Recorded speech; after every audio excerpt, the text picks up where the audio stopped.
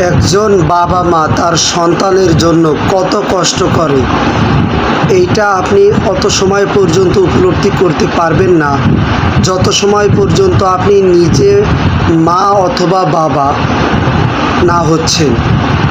তাই আসুন আমরা প্রত্যেকে নিজেদের মা বাবাকে ভালোবাসি, সম্মান করি, শ্রদ্ধা করি।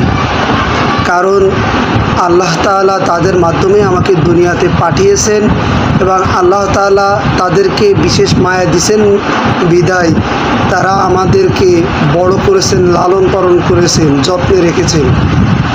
এই অনুভবটুকুই তখনই আমরা করতে পারবো যখন আমরা নিজেরা মা বাবা হব, আমাদের নিজেদের সন্তান হবে। এই কষ্টটা তখনই কিছুটা হলেও উপলব্ধি করা সম্ভব হয়। তা আসুন সকল মা বাবাকে আমরা সম্মান করি, ভালোবাসি, দোয়া করি।